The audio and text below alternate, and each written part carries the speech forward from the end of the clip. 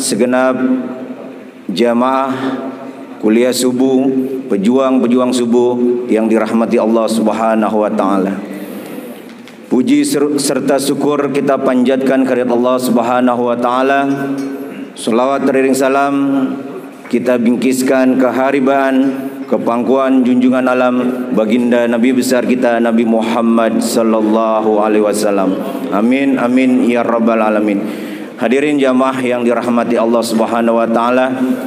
Alhamdulillah kuliah subuh kita sudah kita mulai lagi. Sempat terhenti beberapa pekan, bahkan hampir 2 bulan karena melandanya wabah COVID-19. Ini sekarang sudah tidak ada penyakit tipes, penyakit demam berdarah. Bahkan kita bisul aja, kalau 3 hari itu panasnya nggak turun, itu udah dibilang COVID-19.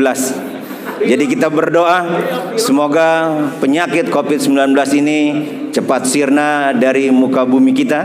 Kemudian kita pejuang-pejuang subuh ini senantiasa Allah berikan kesehatan, Allah panjangkan umur kita, dan Allah murahkan rezeki kita. Amin amin ya rabbal alamin. Hadirin jamaah yang dirahmati Allah Subhanahu wa taala.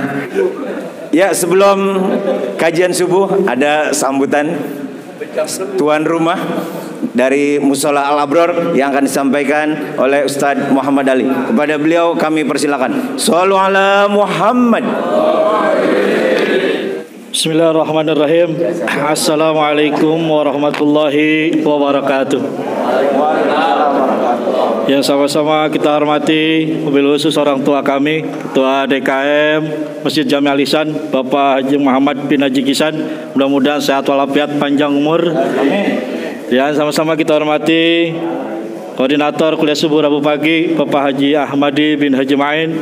Koordinator Kuliah Subuh Rabu Minggu Pagi, Bapak Haji Madinah bin Haji Madali. Dan seluruh para asatid, mobil khusus para kiai, para alimul ulama, Kiai Haji Fikri Ahmad Fikri LC, dan seluruh para asatid tidak saya sebutkan satu persatu mempersingkat waktu. Puji syukur kehadirat Allah Subhanahu wa taala, pada hari ini kita diberikan sehat walafiat, panjang umur. Mudah-mudahan dalam rangka ibadah pada Allah Subhanahu wa taala. Salawat dan salam bagi Rasul Nabi Muhammad sallallahu alaihi wasallam. Mudah-mudahan kita mendapatkan syafaat di akhir nanti, amin ya rabbal alamin. Yang pertama, kami selalu DKM Musola Al Abror mengucapkan ribuan terima kasih wabil khusus segenap pengurus DKM Masjid Al Ihsan yang sudah kita tempati tempatnya, dan juga seluruh segenap DKM Musola Al Abror yang sudah membantu dalam kegiatan kuliah subuh Rabu pagi hari ini. Dan juga kami selaku DKM Musola Al Abror mengucapkan ribuan permohonan maaf kepada para jemaah sekalian apabila di dalam sana sini terdapat kekurangan di dalam pelaksanaan dan pelayanan daripada kegiatan kuliah subuh pada hari ini. Itu saja, singkat saja agar supaya nanti materinya lebih banyak kita dengarkan. Demikian dari kami mohon maaf. Billahi taufiq wal hidayah. Assalamualaikum warahmatullahi wabarakatuh.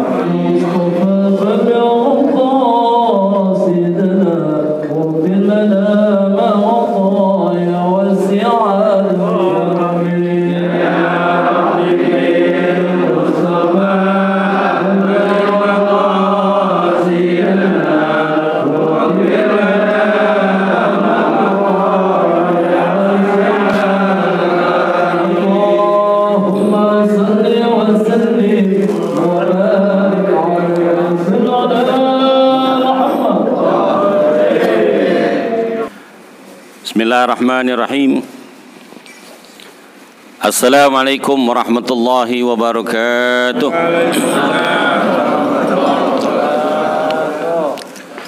Alhamdulillah.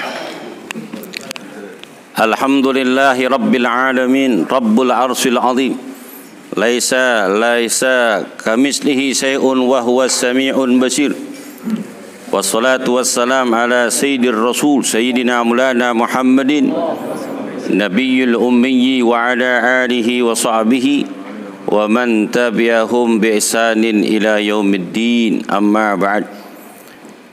Yang saya muliakan para alim ulama, para asatid, para hujjaj, dan para tokoh masyarakat di seluruh jamaah pengurus masjid dan musola, lingkungan Kelurahan Jagakarsa yang dimuliakan Allah Subhanahu wa taala.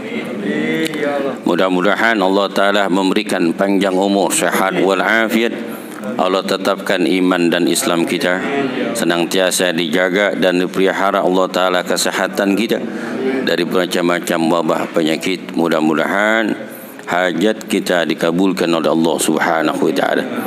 Kita awali majlis ini dengan pembacaan Ummul Quran suratul Fatih. Salama wal afa wal afiyah wa taufiq wal hidayah wal barakah wa tulu umur fi taatillah rasulih wa yasir maqasidahum bi jambi diniyah wa dunyawiyah wa sir muradahir ila rusulina syafina rasulillah Muhammad sallallahu alaihi wasallam wa ikhwana min al-ya wa rusulin wa awliya syarasin wa nasusahna limam ma'arif billah bi Abdul Qadir bin Ahmad Bilbigi wa limam ma'arif bil Abdullah bin Abdul Qadir Bilbigi wa limam ma'arif Islam Abdullah bin Mashatir wa limam ma'arif bil Hasan bin Shatir Sultan Syarif bin Abdullah Shatir wa summa ila arwah Haji Kisan bin Cijan Suma Haji Haji Dali bin Haji Kisan Haji Mahdali bin Haji Ibrahim summa ila arwah Haji Ustaz Haji Mujmar bin Ibrahim, seluruh keluarga kita yang sudah meninggal dunia, rahmah wal maghfirah. Al-Fatihah.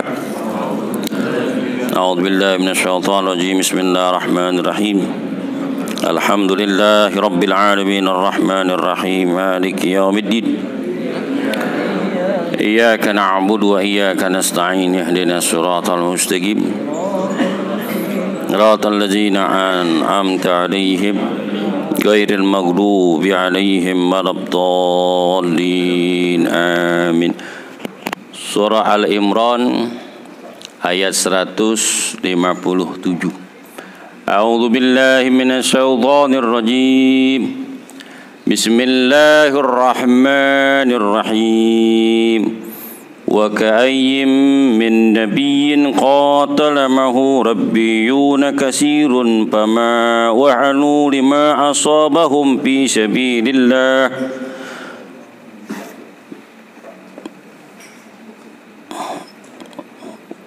فما وهنوا لما أصابهم في سبيل الله وما ضعفوا وما استكانوا والله يحب الصابرين وما كان قولهم إلا أن قال ربنا اغفر لنا ذنوبنا وإسرافنا في أمرنا وثبت أقدامنا وانصرنا على القوم الكافرين. Bismillahirrahmanirrahim. Surah Al-Imran ayat 157. Allah Ta'ala berfirman, wa ka'ayyim min nabiyyin qatala ma'ahu rabbiyuna katsirun. Berapa banyak seorang nabi yang berperang di jalan Allah, bersamanya itu adalah sahabat-sahabat yang setia yang bertakwa kepada Allah Subhanahu wa taala. Fama wahanu, mereka tidak lemah ataupun mereka tidak takut ma asabahum fi sabilillah, musibah dan bencana yang menimpa mereka di jalan Allah. Wa ma du'afu wa mastakanu, mereka tidak lemah ataupun tidak menyerah. Wallahu yuhibbus sabirin, dan Allah mencintai orang-orang yang bersabar. Wa ma kana qauluhum illa an qalu rabbana, tidaklah apa yang mereka ucapkan kecuali hanya berdoa, Rabbana, wahai Tuhan kami, ampunkanlah dosa kami, wa israfana fi amrina, dan tindak laku kami di dalam urusan, wasabbit aqdamana, maka tegakkanlah pendirian kami, wangsurna 'alal qaumil kafirin, dan tolonglah kami dari golongan orang-orang kafir.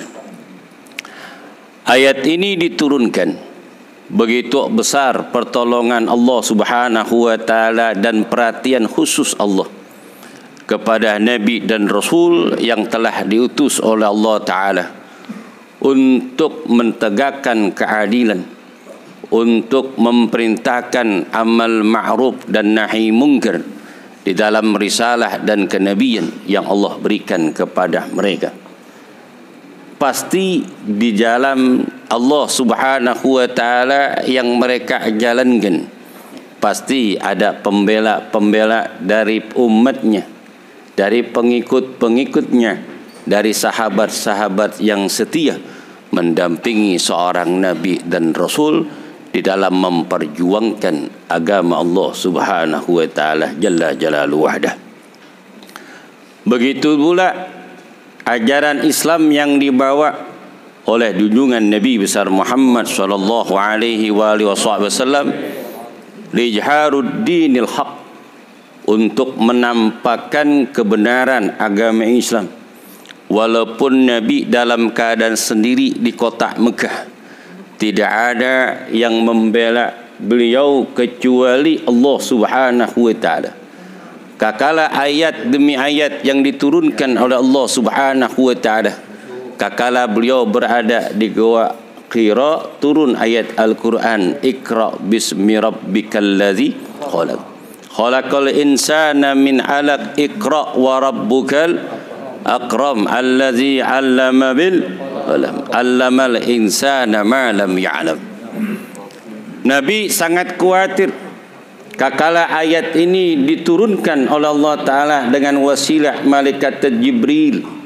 Apa yang aku sampaikan kepada umatku, apa yang aku kabarkan kepada sahabat-sahabatku, apa yang aku ajarkan kepada kerabat-kerabat dan keluargaku, dari mana, arah mana yang aku sampaikan.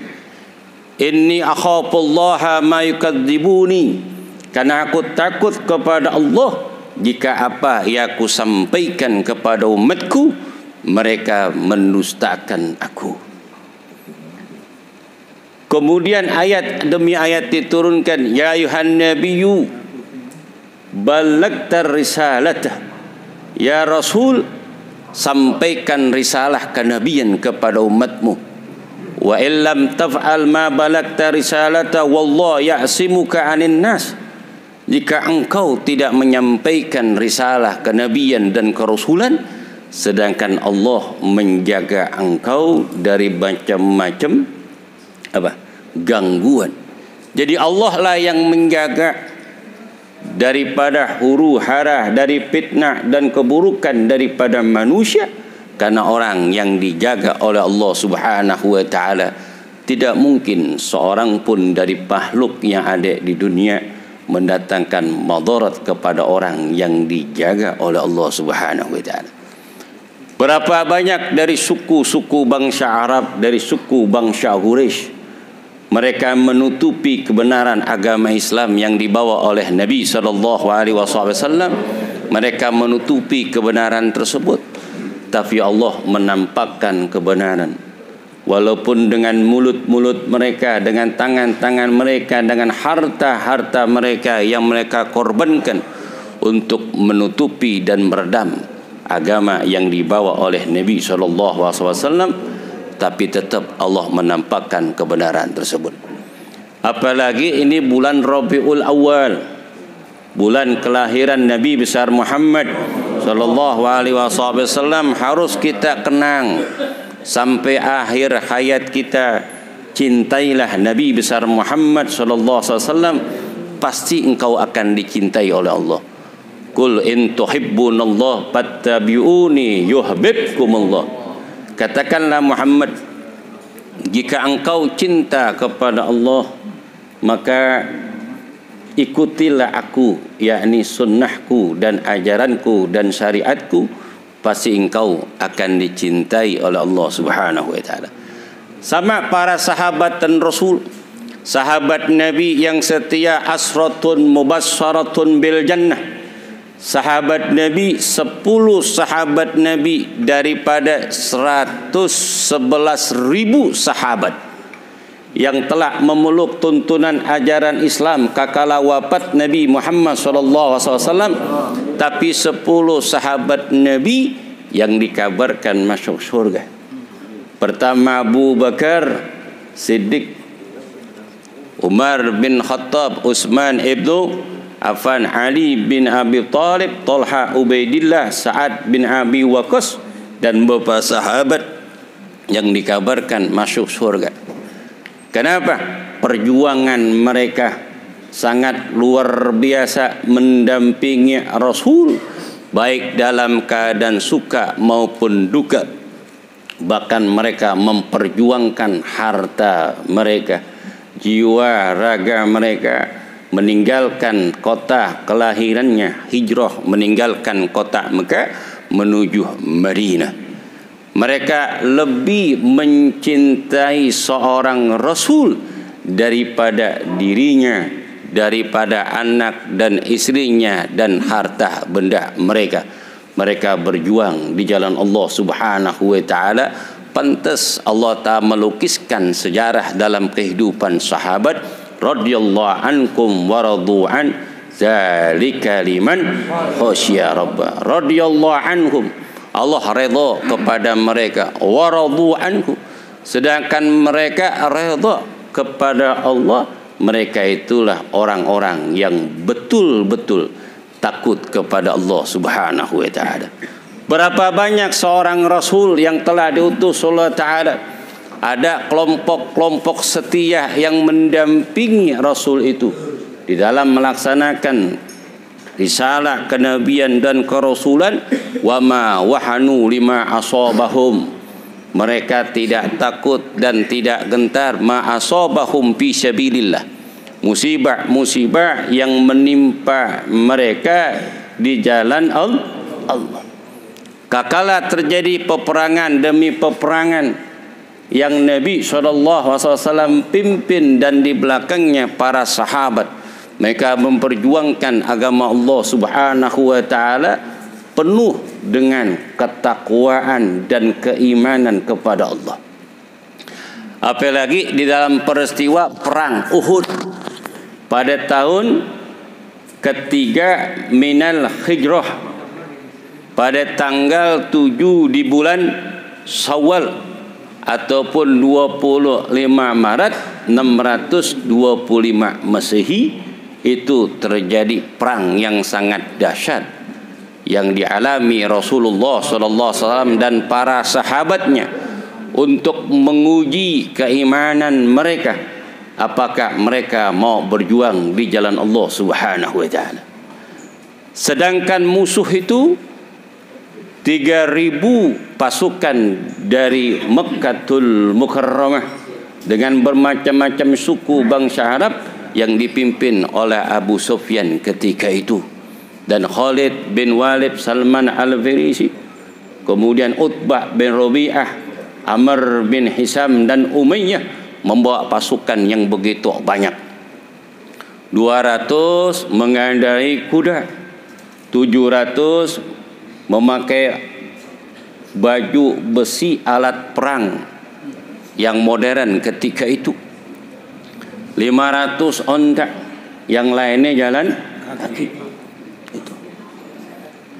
Sedangkan Nabi besar Muhammad SAW, pasukan yang dibawa oleh Nabi 1.000 orang, 300 kaum munafikin.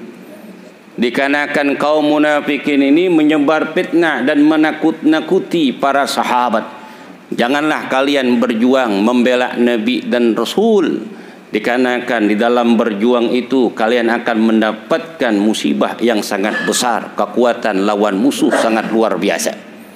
Kalian bakalan terbunuh, anakmu akan menjadi yatim, istrimu akan menjadi janda, hartamu akan diambil oleh orang lain, engkau akan terluka dan engkau akan terbunuh.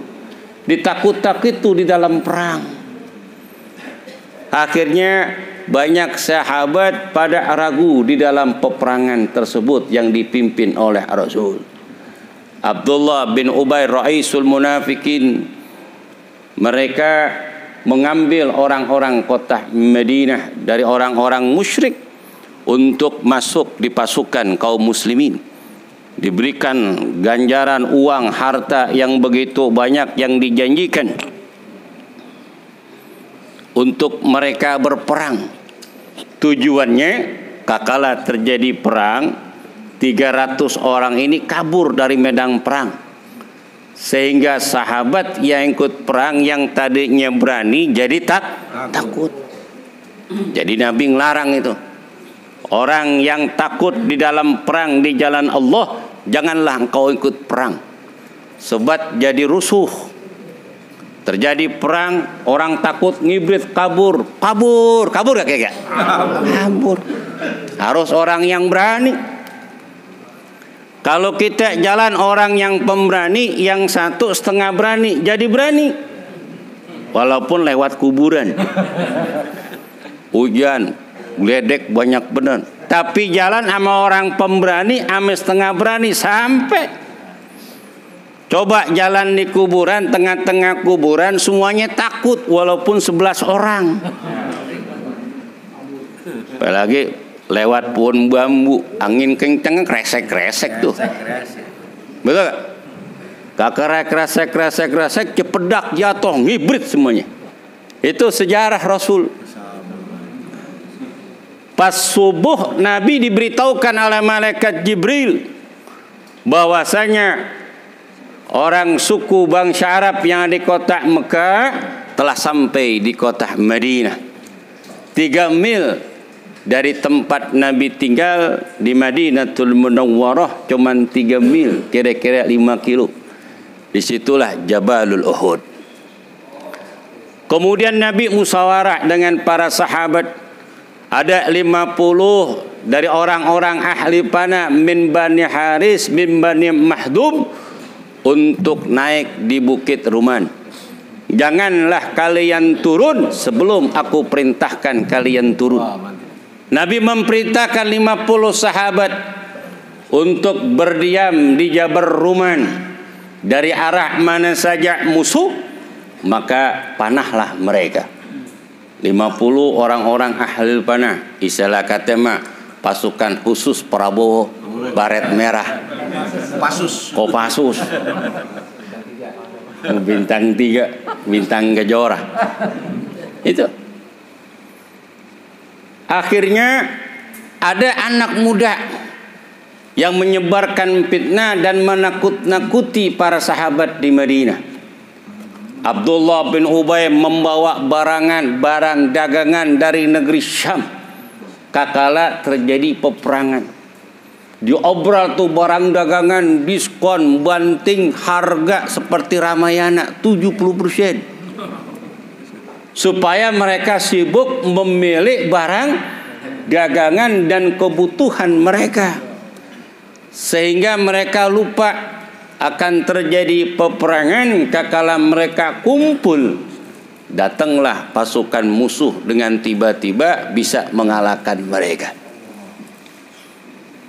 Akhirnya sahabat datang kepada Nabi, dibilang, ya Nabi Allah, itu anak muda yang menyebarkan fitnah, yang menakut-nakuti para sahabat supaya mereka tidak perang ya Rasulullah.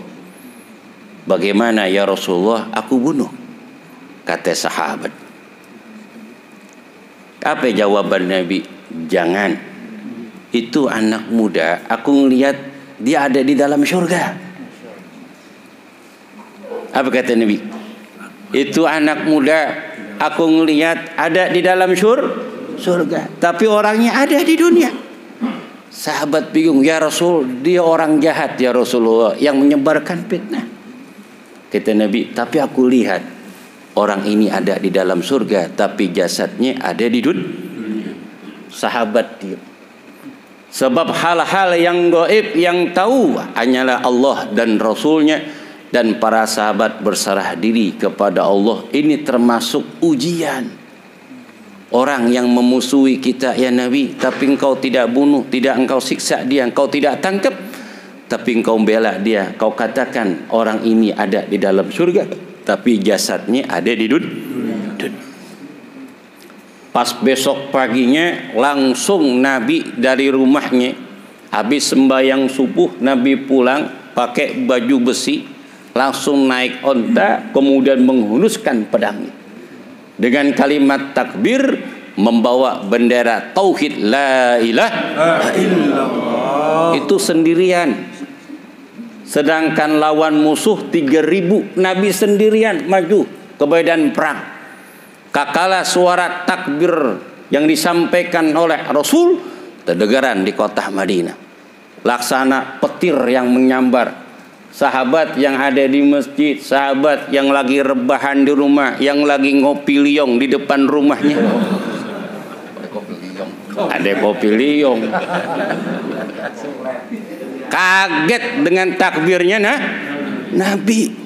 Yang lagi dagang, yang lagi maco, yang lagi di ladang mengurusin ternaknya, kakala suara takbir Nabi besar Muhammad sallallahu alaihi wasallam laksana suara petir yang menggema. Seluruh kota Madinah terdengar dengan takbirnya Nabi. Langsung 700 sahabat keluar dari rumah mereka, tinggalkan pekerjaan mereka, pulang, kemudian menghunuskan pedang, langsung mengikuti Nabi besar Muhammad sallallahu alaihi wasallam. Ini perjuangan. Wa ka'ayyim min nabiyyin qatala ma'hu rabbiyuna katsirun wa ma wa'anu ma asabahum fi sabilillah. Ini ayat diturunkan di dalam peperangan Uhud, asbabun nuzul. Tatkala Nabi melihat pasukan begitu banyak, mereka bawa apa? Bawa Tuhannya Luttah wal Uddah. Tuh diarak tuh dari kota Mekah menuju Madinah Tuhannya sebagai juru penyelamat. Kemudian apa?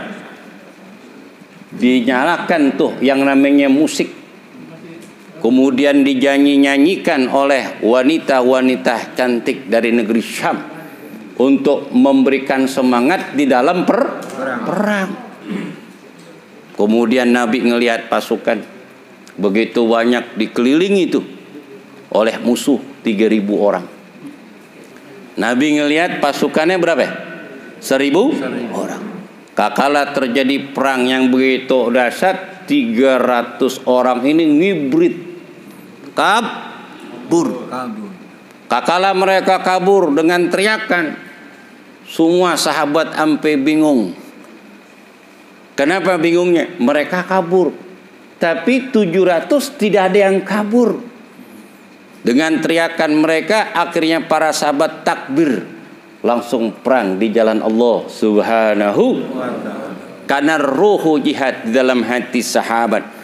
Tidak ada yang paling terindah yang diharapkan kecuali kemuliaan hidup nanti di dalam akhirat. Innallaha astaral mu'minina bi anfusihim bi anna lahumul jannah. Sungguh Allah Ta'ala membeli jiwa mereka, balasannya adalah surga. Kakala sahabat sudah perang, kemudian sahabat nanyakan lagi, ya Rasulullah, kapan terjadi perang? Banyak sahabatku yang meninggal dunia di dalam perang fisabilillah. Aku ingin mati perang di jalan Allah. Seperti Sa'ad bin Abi Waqqas pengen meninggal dunia dalam peperangan, tapi beliau mati di dalam wabah penyakit taun pada Khalifah Umar bin Khattab radhiyallahu ta'ala. Itu. Mereka tidak takut, tidak khawatir dan tidak gentar dan tidak mundur apabila musuh di hadapannya. Wa mastakanu, dan mereka tidak menyerah. Wallahu ma'as sabirin, dan Allah bersama orang-orang yang bersabar. Wa ma kana qauluhum illa an rabbana ighfir lana dzunubana wa israfana fi amrina wa sabbit aqdamana fansurna 'alal qaumil kafirin. Tidak ada ucapan yang mereka ucapkan kecuali mereka berdoa dan berserah diri kepada Allah. Rabbana ighfir lana dzunubana wa kaffir anna sayiatina wa israfana fi amrina wa sabbit aqdamana pansurna 'alal qaumil. Ini ayat diturunkan untuk memberikan semangat, dorongan, tidak ada rasa takut sedikit pun. Makanya para kiai-kiai mereka tuh berjuang di jalan Allah, perang melawan musuh Belanda. Para santrinya diberikan hijab doa ini nih untuk perang, termasuk para jawara, ngerti? Biar nggak ada rasa takut. Apa doanya tuh? Rabbana ighfir lana dzunubana wa israfana fi amrina wa sabbit aqdamana pangsurna 'alal qaumil kafirin. Tuh diberikan ijazah. Kalau ngelihat musuh kayaknya kecil. Musuh begitu banyak seakan-akan sedikit. Dia yang paling banyak. Nih, matanya dibuka oleh Allah Subhanahu wa taala. Tidak ada rasa takut. Benar gak? Dulu TNI belum ada, Polri belum ada. Dulu yang perjuang orang Betawi duluan, Pitung. Benar gak? Polri belum ada, TNI belum ada, orang Indonesia belum merdeka, Pitung duluan, woi yang berjuang. Benar gak? Benar. GI duluan. Benar gak? Dia duluan yang berjuang. Sekarang mah para penjabat, ngerti? Para aparat tinggal nikmatin hari kemerdekaan. Betul gak? Betul. Laksanakan amanah yang diberikan oleh presiden dengan sebaik-baiknya. Mumpung jabatan masih diberikan oleh Allah. Kau udah pensiun, tanda tangannya kagak laku. Bener gak? Kalau nggak laku, WA-nya nggak ada laku, teleponnya nggak laku. Kenapa? Nggak ada jabatan. Maka orang Islam harus berani, harus pinter dan cerdas. Cari jabatan yang strategis di negeri kita supaya kuat. Tuh harus begitu. Kita jangan mau jadi orang suruh-suruhan mulu. Biarin baba gue tukang suruhan, tapi gue pengen punya anak tukang nyuruh. Betul gak? Jangan jadi kuli mulu. Kali-kali jadi mandor, kali-kali jadi insinyur. Benar gak? Jangan disuruh-suruh mulu. Kali-kali juga jangan jadi kopral mulu, ataupun jadi polisi lalu lintas. Kali-kali jadi jenderal. Betul gak? Biar kuat nih Islam, sama seperti para sahabat. Fa'asabahumullah sawabad dunya wa husnul sawabal akhirah. Maka Allah akan memberikan kepada mereka bihusnul niat, dengan baiknya niat, sawabat dunya, balasan di dunia, wa husnul sawabal akhirah, kebaikan-kebaikan di akhirat. Wallahu yuhibbul muhsinin. Dan Allah mencintai orang-orang yang berbuat baik. Kakala terjadi peperangan Uhud, ketika itu dipukul mundur itu pasukan orang-orang kafir yang dipimpin oleh Abu Sufyan, Khalid bin Mughirah, dan Amr bin Hisam dan Umayyah. Kemudian karena mereka melihat di Bukit Ruman, mereka lah yang memanah dari 4 arah, sehingga pasukan mundur, banyak yang pada mati dari orang-orang kafir. Kakala mereka mundur, kemudian harta benda yang mereka miliki itu ditinggal.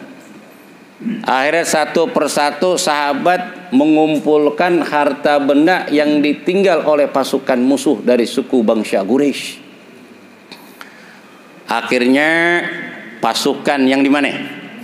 Yang di gunung, di Jabal Ruman, ngelihat tuh sahabat berebutan ngambil harta rampasan. Akhirnya satu-satu turun. Apa yang dibilang? Tungguin di sini, saya perwakilan dah. Ngambil itu supaya kita dapat kebagian. Silakan dah. Satu orang mundur, toto lupa. Akhirnya semuanya tuh turun. Lupa nasihat junjungan Nabi besar Muhammad sallallahu alaihi wasallam. Kakala tuh di Jabal Ruman pada turun semuanya, tidak ada seorang pun di situ. Pengawasan dari jauh tidak ada. Datanglah kelompok Khalid bin Walid, 1000 pasukan dibawa. Sahabat lagi kumpul, kemudian datanglah pasukan yang begitu banyak yang dipimpin oleh Khalid bin Walid. Terjadi peperangan yang begitu dahsyat. 70 sahabat Nabi meninggal dunia. Salah satunya Sayyidina Hamzah bin Abdul Muttalib, Mus'ab bin Umair. Mus'ab bin Umair ini adalah sahabat Nabi yang Nabi cintai, yang menyebarkan agama Islam di kota Madinah sebelum Nabi hijrah menuju Madinah untuk mengawal 37 orang Ansor yang memeluk ajaran Islam pada tahun ke-12 daripada kenabian. Mus'ab bin Umair lah sahabat Nabi yang menyebarkan agama Islam di Madinah sebelum datangnya Nabi besar Muhammad SAW. Beliau meninggal dunia. Langsung Nabi meneteskan air mata dikarenakan sahabat banyak yang pada mati dalam keadaan syahid. Kemudian tidak ada pengawalan dari Nabi SAW yang begitu ketat. Banyak sahabat yang berguguran. Kemudian Nabi perang menghadapi musuh, tidak ada pengawalan yang ketat. Akhirnya salah satu daripada suku bangsa Quraisy yang namanya Utbah bin Qusay melempar itu baju besi ke muka Nabi. Kemudian Nabi jatuh. Badan Nabi penuh dengan luka, pelipis Nabi sobek, gigi gerahamnya patah, jatuh tersungkur tuh Nabi. Kemudian Abdullah bin Ubay bin Salul langsung menyiapkan pedangnya. Nabi dalam keadaan jatuh telentang, kemudian Nabi akan dibunuh. Tiba-tiba anak muda tuh yang kata Nabi, dialah anak muda aku lihat ada di surga, tapi jasadnya ada di dunia. Dia ngelihat itu. Sedangkan ini biang kerok nih. Makanya Allah kata ada biang kerok di kampung, jangan dihina, jangan direndahin, jangan di sebelah mata. Kali aja akhir hayatnya dia tobat, dia meninggal dunia. Kan banyak tuh mantan preman jadi marbot. Bener ini, bener. Mantan preman jadi marbot. Di pasar Minggu, di Cilandak, bagusan. Dulu nggak pernah ngaji, rese banget. Kalau gue lagi ngajar ngaji, masang petasan, digenjang-genjang. Jamaah marah, jangan, jamin aja, doain aja. Mabuk mulu, dibenci banget sama gue. Nah gue lagi ngajar, disewat banget sama gue bingung. Akhirnya Allah berikan hidayah itu, kau udah bengek, dimabok mulu bengek, kau udah bengek, tobat gak? Tobat, gue mau mati nih, gue deketin ustad dah, udah mati mau deketin ustad. Tuh, duit udah habis, deketin, mulai ngaji, dimasak air, di ngepel, ngebus dosa, air mati, tuh. Matinya baik, makanya jangan sudon sama orang. Belum tentu kita orang yang baik, belum tentu di mata Allah penilaian Allah itu baik. Ya enggak? Sabar. Tuh. Akhirnya Nabi jatuh tersungkur, pengen dibunuh tuh oleh Abdullah bin Salul. Tiba-tiba anak muda yang ngelihat Nabi jatuh ingin dibunuh, tiba-tiba anak muda langsung meluk Nabi. Kemudian langsung ketusuk itu anak muda karena jagain Nabi. Darahnya muncrat ke mukanya Nabi. Kemudian mengucapkan asyhadu an la ilaha illallah Muhammadur Rasul. Saking girangnya Abdullah bin Salul raisul munafikin, dia mengatakan inni qataltu Muhammadan innahu qad mata. Sungguhnya aku telah membunuh Muhammad dan Muhammad telah mati. Tuh sahabat langsung kaget, teriakan Abdullah bin Salul. Kemudian Umar bin Khattab mengatakan dengan kalimat takbir, Allahu Akbar, la ilaha illallah Muhammadur man qala inna Muhammadan qad mata wa qataltuhu. Siapa saja yang mengatakan, yang berteriak sungguhnya Muhammad itu telah mati, aku akan bunuh dia. Di mana dia orangnya? Tuh, Sayyidina Umar saking cintanya sama Nabi tuh. Tiba-tiba Nabi sedang tidur itu di atas anak muda yang membela Nabi. Pas diangkat sama sahabat, ternyata anak muda ini yang kata Nabi orangnya di dunia tapi ada di dalam surga. Anak muda tadi tuh namanya Minan bin Minin, Jalan Sirsak.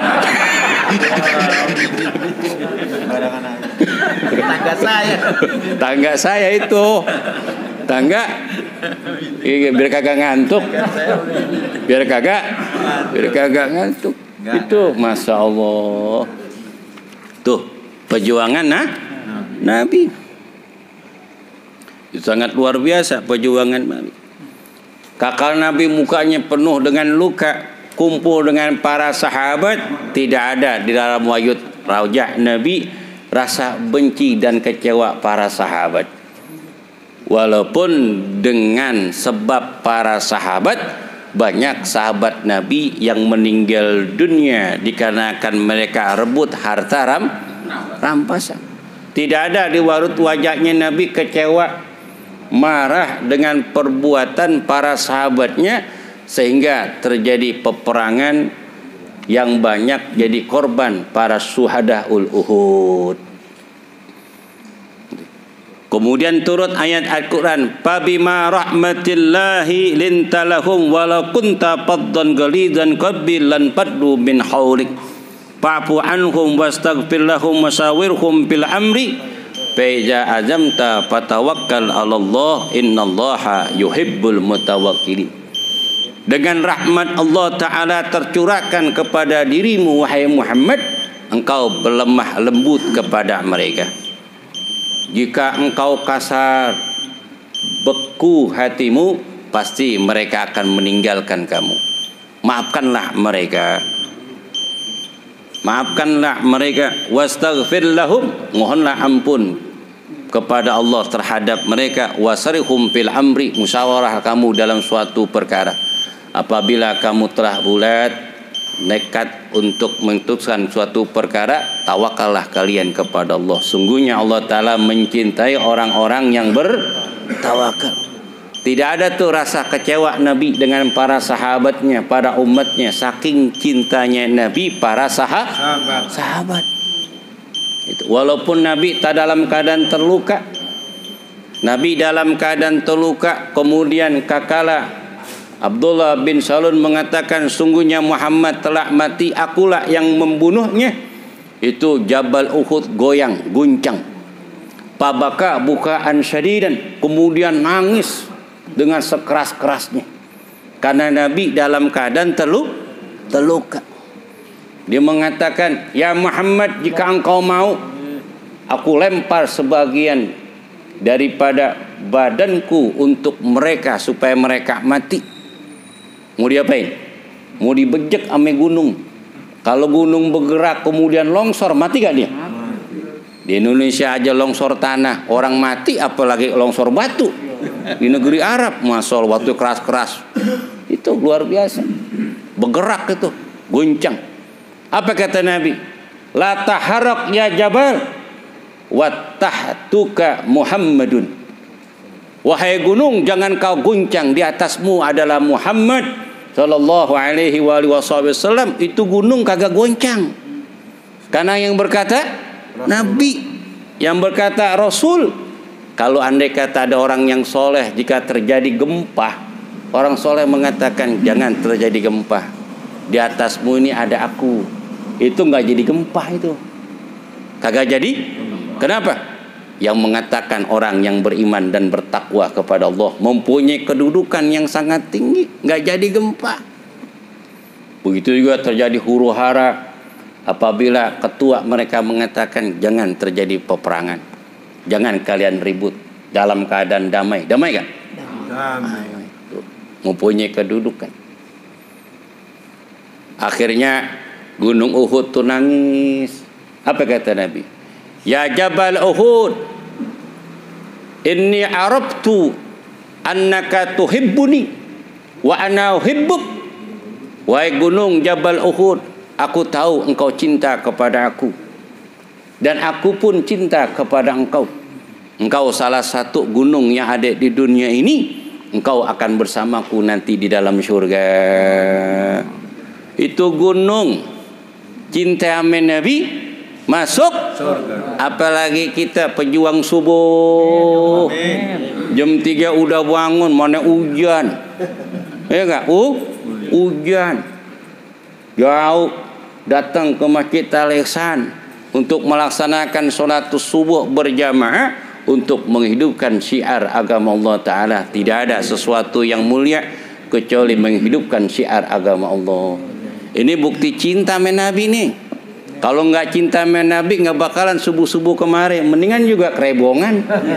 Subuh hujan lagi karena cinta Nabi. Cinta ingin bertemu dengan para sahabat pejuang-pejuang subuh di antara masjid-masjid. Nih terwujud. Ini bukti cinta kita kepada Allah dan Rasulnya. Kecintaan ini tidak sia-sia. Nanti akan jadi saksi di hadapan Allah Subhanahu wa taala. Nabi akan kenalin umatnya. Oleh karena itu berjuanglah kalian di jalan Allah untuk agama Islam.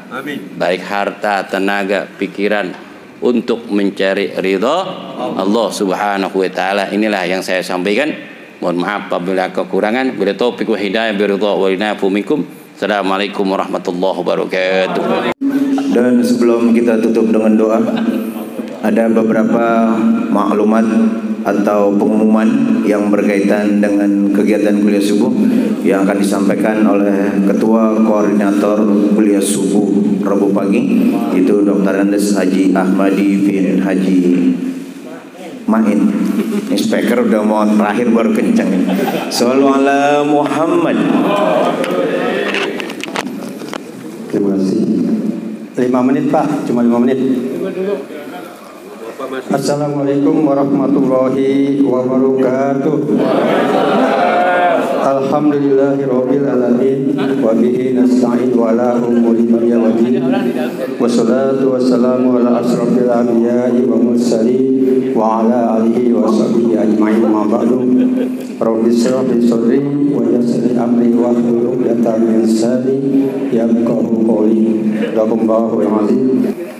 Para jamaah yang berbahagia, bersyukur kita pada pagi hari ini masih diberikan nikmat sehat walafiat, nikmat panjang umur dan nikmat yang lainnya, sehingga pada pagi hari ini kita dapat melaksanakan kewajiban kita, yaitu sholat subuh berjamaah, dilanjutkan dengan ta'lim subuh. Tentunya kita berdoa mudah-mudahan kegiatan ibadah kita pagi hari ini senantiasa diterima Allah Subhanahu wa taala. Bapak-bapak hadirin yang berbahagia, yang pertama adalah setelah 4 kali pertemuan kita libur dengan adanya COVID-19 yang semakin hari wabahnya itu bukan tambah sedikit, tambah banyak. Sampai saat ini aja kalau kita ikutin laporan harian itu masih di atas 1000 Pak. Makanya ketika kami mengistirahatkan kegiatan ini, kami ini khawatir para jamaah, karena dengan adanya ribuan yang terpapar, ya saya nggak menutup kemungkinan juga mungkin banyak orang jaga kasus yang kena ini tentunya. Tapi selama 1 bulan perkembangannya ini, sampai gubernur kita tuh menetapkan PSBB dengan ketat, ternyata nggak turun-turun juga. Dan kemarin ketika gubernur telah menetapkan PSBB transisi, ya udah kita memberanikan diri, kita buka lagi, walaupun sekarang ini aja juga masih di atas 1000 kalau kita ikutin laporan harian masalah penyakit COVID ini. Ya tentunya dengan kita kembali buka kuliah subuh ini, kita semakin yakin dengan doa-doa kita bahwa mudah-mudahan kita yang selalu hadir di pengajian-pengajian ini senantiasa dilindungi Allah Subhanahu wa taala. Kemudian dengan tertundanya 4 pertemuan selama 1 bulan ini, otomatis ada 4 lokasi ini yang barangkali tertinggal, yaitu pertama Mushola Al Hidayah Kelapa 3, kemudian Masjid Darussalam Jalan Joe, Masjid Al Falah Jalan Saco Ragunan, dan Masjid At-Taqwa di Jalan Sagu. 4 lokasi ini tertinggal untuk sementara. Ini jadwalnya nanti akan kita susulkan di bulan Januari atau Februari, karena yang kami pakai jadwal ini adalah sesuai yang ada di kalender yang kita udah buat, kalender tahunan. Karena kalau 4 ini yang kita laksanakan sekarang, ini akan berubah jadwal secara keseluruhan Pak. Ini nanti kita repot lagi. Jadi kita mengacu kepada jadwal yang tertera di kalender tahunan untuk sampai Desember. Dan untuk Januari Februari ini berarti ada 7 lokasi yang tertinggal. Karena kita telah 2 kali mengistirahatkan kegiatan kuliah subuh ini selama COVID-19. Jadi kami mohon pengertiannya kepada para DKM yang barangkali ini tertinggal, bukan ditinggal tapi tertinggal karena adanya COVID-19 ini. Nanti di Januari, di Februari itu akan kita susun mereka-mereka yang tertinggal. Dan mudah-mudahan kuliah subuh kita ini tidak istirahat lagi Pak, cukup 2 kali aja.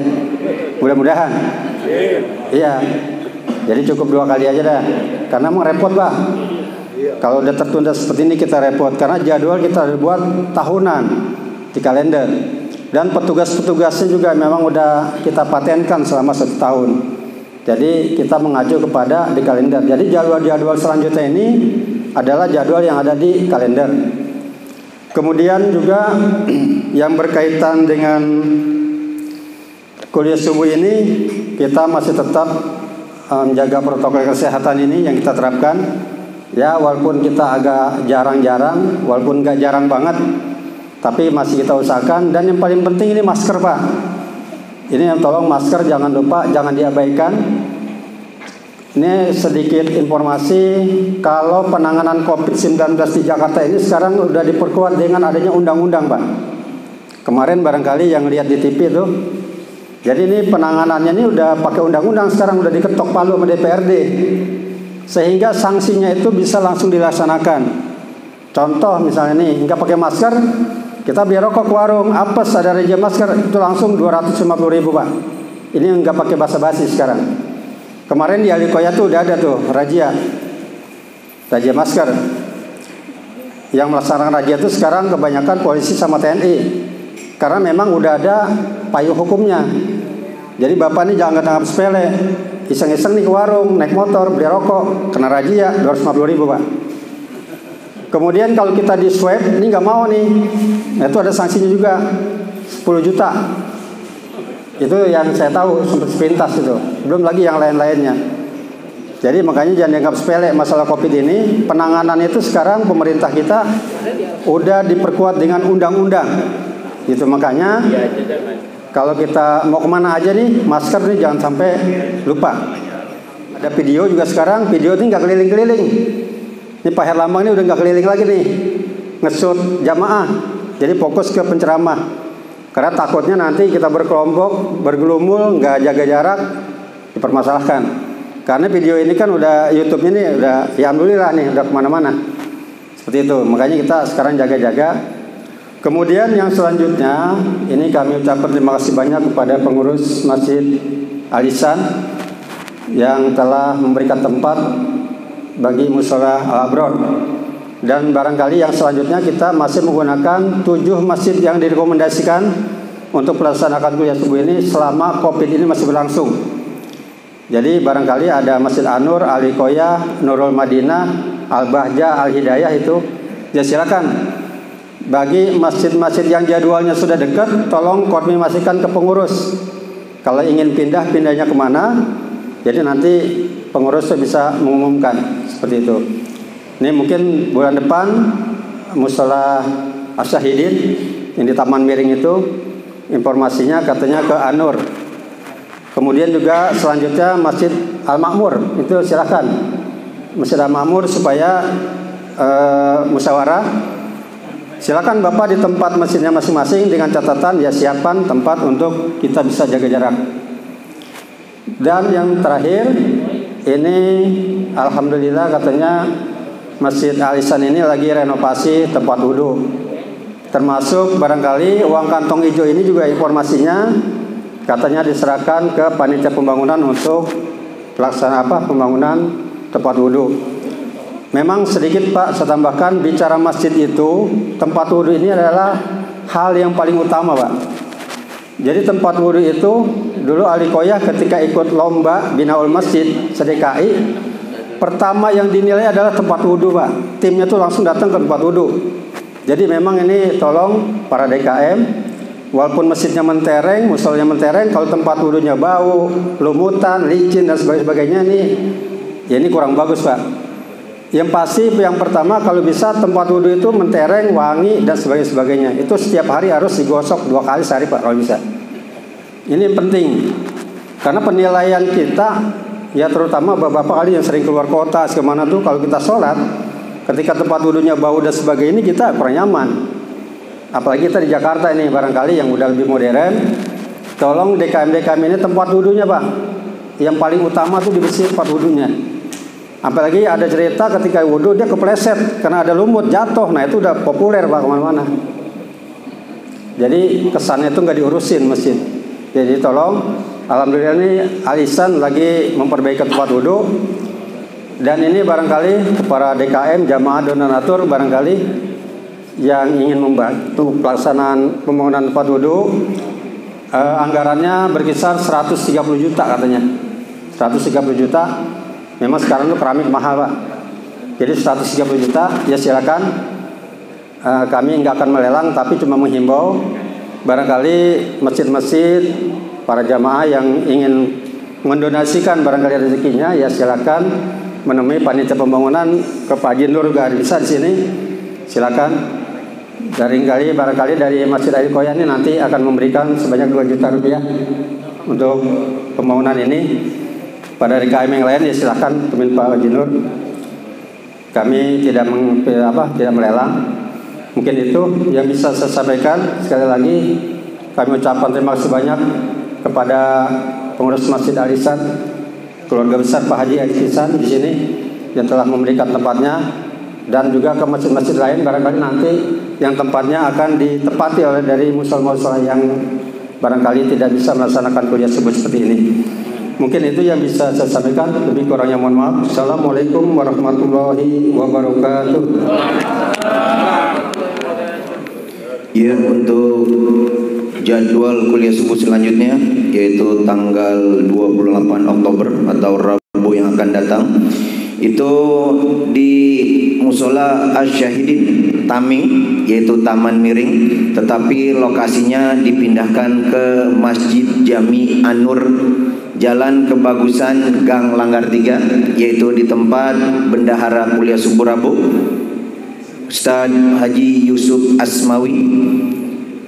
DKM Musola Asy-Syahidin yaitu Bapak Haji Mataris.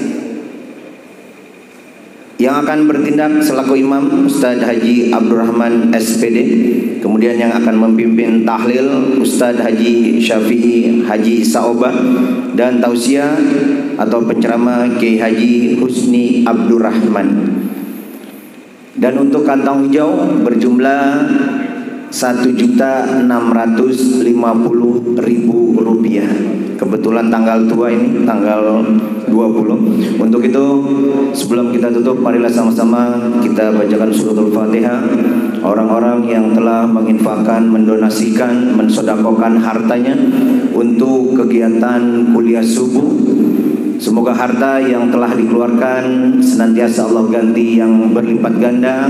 Hajat-hajat kita Allah kabul, Allah ijabah, Allah berikan kesehatan, Allah panjangkan umur kita, hutang-hutang kita Allah lunasi, dan hidup kita Allah muliakan di dunia wal akhirah.